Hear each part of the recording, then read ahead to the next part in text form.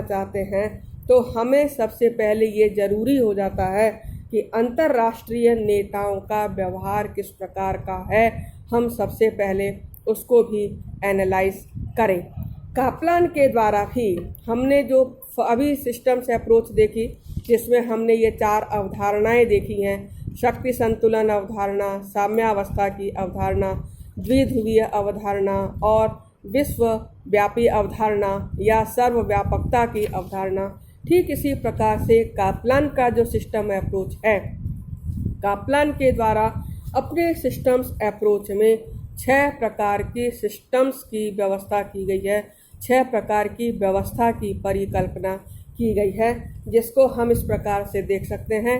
1 शक्ति संतुलन व्यवस्था, शिथिल द्विध्रुवीय व्यवस्था, कठोर द्विध्रुवीय व्यवस्था, सार्वभौमिक राज्य व्यवस्था, श्रेणीबद्ध अंतर्राष्ट्रीय व्यवस्था, इकाई निषेधाधिकार व्यवस्था।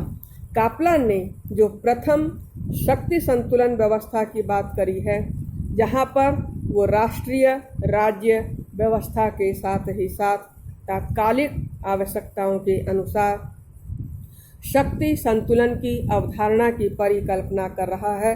और उसका ये कहना है कि जो राष्ट्रीय राज्य व्यवस्था जब से अंतर्राष्ट्रीय समुदाय में उत्पन्न हुई है, तब से अपनी अपनी आवश्यकताओं के अनुरूप शक्ति संतुलन व्यवस्था भी स्थापित हुई और पश्चिमी देशों में और विशेषकर यूरोप में यह व्यवस्था 18वीं और 19वीं शताब्दी में प्रचलित रही, जिसको हम ये कह सकते हैं कि जर्मनी के बिस्मार्क और ऑस्ट्रिया के मेटरनिख का नाम सर्वप्रथम आता है, जिन्होंने शक्ति संतुलन के माध्यम से लंबे समय से शांति स्थापना में मदद करी।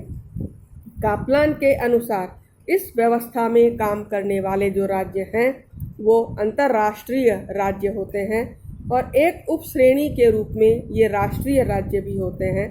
और यहाँ कापलान का ये कहना है कि शक्ति संतुलन में हमेशा कम से कम 5 या 6 मुख्य रूप से राष्ट्र एक महत्वपूर्ण भूमिका का निर्वाह करते हैं।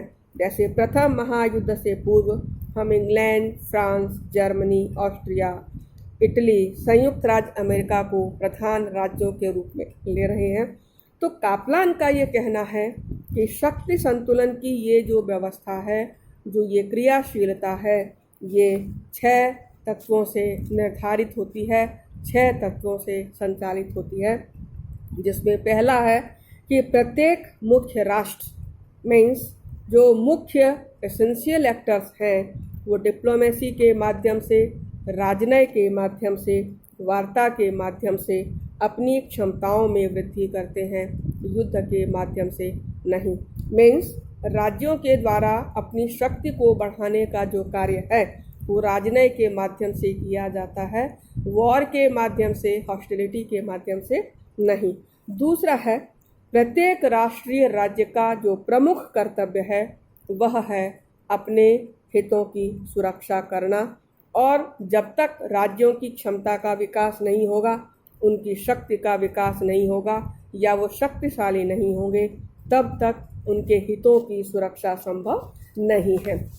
इसलिए ये जरूरी हो जाता है कि ऐसी स्थिति में राज्य के द्वारा युद्ध का खतरा उठा करके भी अपनी शक्ति को बढ़ाया जाता है।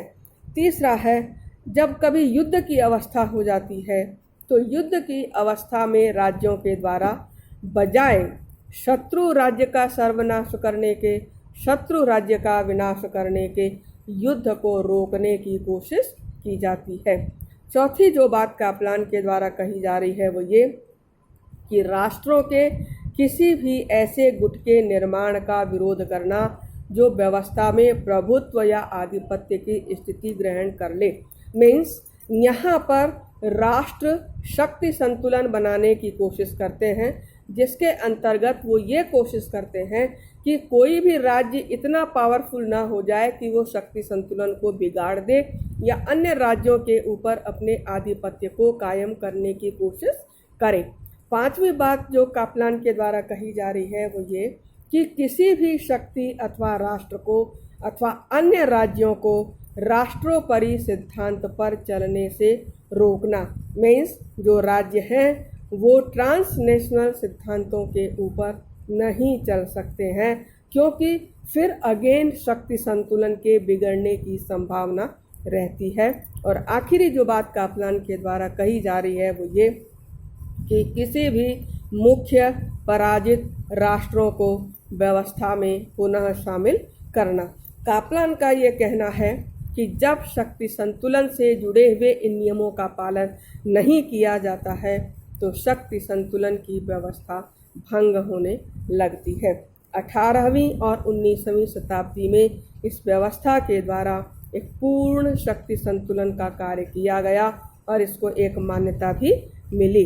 लेकिन जैसे ही ये शक्ति संतुलन बिगड़ा, हमें प्रथम विश्व युद्ध का सामना करना पड़ा, द्वितीय विश्व युद्ध का सामना करना पड़ा।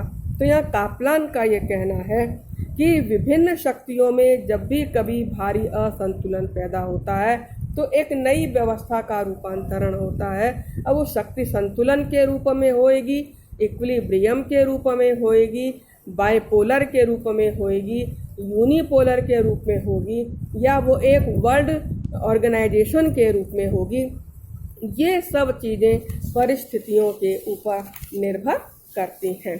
Thank you. बाकी अपन लोग कर लेंगे।